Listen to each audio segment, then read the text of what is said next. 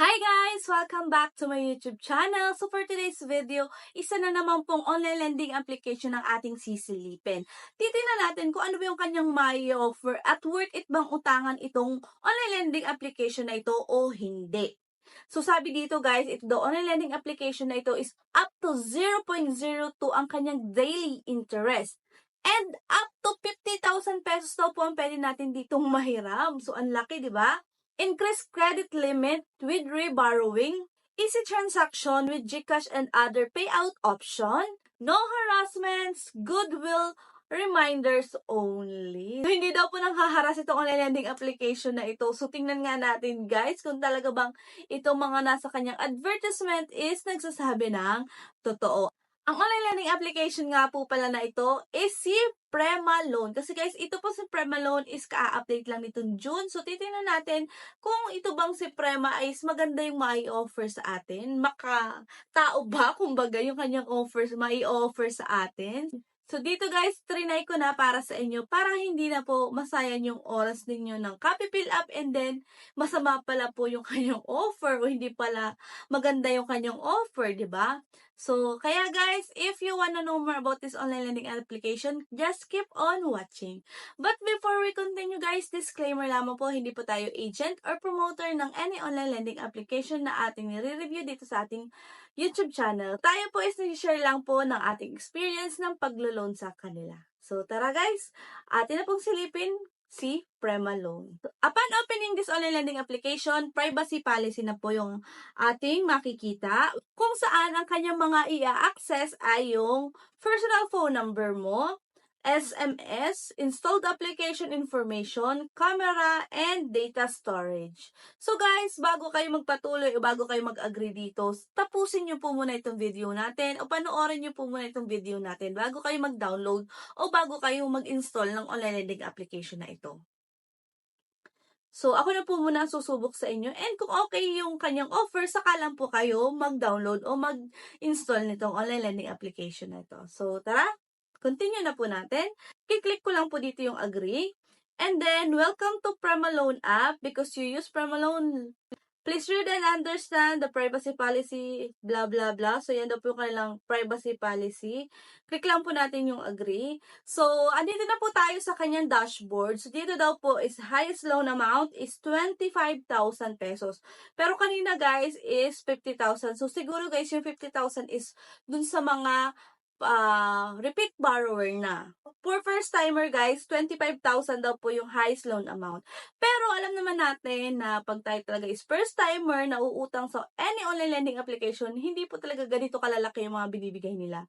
Pwede pong 1,000 up to 2,000, minsan nga po may 500 lang, 'di ba?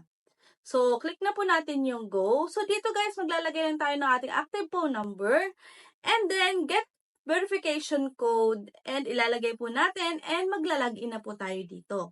And then, babalik ulit tayo sa kanyang dashboard. So, narito guys yung mga kailangan nating i-provide kay Prema Loan. So, unang-una is yung personal information. So, narito po yung basic information. So, dito nakapaloob yung ating ID type, ID number, ID photo, given name, middle name, surname, gender, birthday. So, dito naman po, ang kailangan ng mga ID o yung mga available ID is yung ating SSS card, postal ID, driver's license, GSIS ID, PRC ID, National ID, Pag-ibig, UMID, passport, PhilHealth, Voters ID, and then TIN ID, and more ID types. So, dito guys, tingnan nyo, yung Voters ID daw is no recommended. So, yun naman daw pong TIN is highly not recommended. So, kaya guys, pag kayo mag-apply dito, huwag nyo nang gamitin yung mga Voters ID nyo or yung TIN ID ninyo.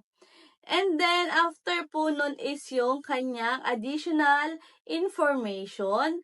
So, dito po sa additional information is yung marital status, family monthly income, quantity, highest education, present address, present detail address, length of residence, housing status, email, Facebook name. So, dito po is hinihingi yung ating Facebook name. Pero, ang maganda naman dito is optional lang. So, para sa akin, huwag nyo na pong ilagay yung inyong Facebook name. Malay nyo, pag hindi tayo nakapagbayad, i-post pa tayo sa Facebook at itag pa tayo, di ba?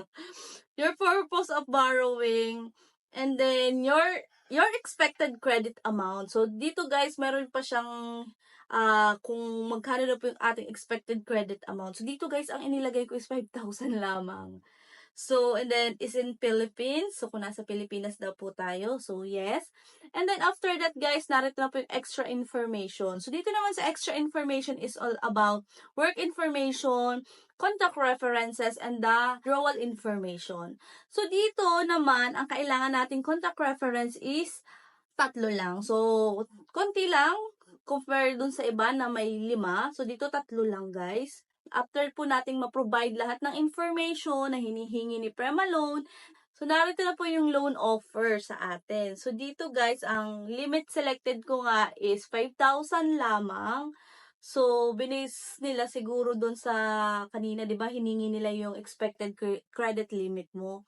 So, dito guys, ang nilagay ko lang is 5,000. So, kaya guys, dito is 5,000 lamang po. And then, ang paid up service fee ko is 1,500. Kaya ang akin na lang mapoproceed o net proceed of loan is 3,500. Kasi nabawas na guys yung paid up service na 1,500. Loan term niya is 91 days and installment repayment siya. Narito guys yung mga other information pa niya. So, ang aking payment channel na pinili is GCash. And then, ang kanyang total amount due is magiging 5,116. Ang marireceive mo lang is 3,500 kasi binawas na yung 1,500. And ang kanyang interest guys is mababa kasi kung makikita nyo dito, total interest due lang is 116 pesos. So, yun guys. And narito din yung kanyang interest rate, effective daily rate, and monthly rate. So, tingnan nga natin yung kanyang repayment amortization schedule. Up to 7 po yung ating schedule na repayment. So, ayan guys, kung makikita nyo, 2,814 sa first installment, 1,535 sa second installment, and then mababa na po yung sa third to seventh installment natin. Guys, tingnan natin kung ano ba yung paid up service na kanyang sinasabi ha.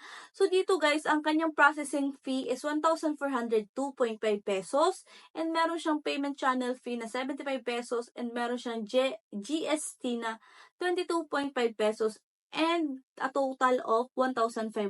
Baka kayo magtaka kasi guys, ano ba yung 1,500? Ano ba yun? So ito po iyon, yung kanyang processing fee, payment channel fee, and GST. So, yun po iyon. So, guys, yun po yung offer ni Prema Loan. So, para sa akin, guys, hindi siya worth it utangan. Kaya nga hindi ko siya kinuha, ha. Baka tanungin nyo, ma'am, kinuha nyo po ba o hindi? So, sa akin, pues, hindi ko po siya kinuha. Kahit na siya is installment. So, guys, hindi ko naman alam sa inyo kung okay siya sa inyo o hindi. So, nasa sa inyo guys kung kukunin nyo ba o hindi. After ko po na ipakita sa inyo yung possible na i-offer sa inyo and magkano yung kanyang babawasin and magkano na lang yung ma-receive ninyong amount. So, ano sa palagay nyo, okay ba itong si Prema Loan o hindi? So, nasa sa inyo po ang kasagutan noon o kayo po mismo makakasagot noon. So, yun lang for today's video guys. Salamat po lagi sa panonood. Sa mga silent viewer ko dyan, maraming salamat po at patuloy kayong nanonood sa ating mga video. So, yun lang po guys. Bye-bye!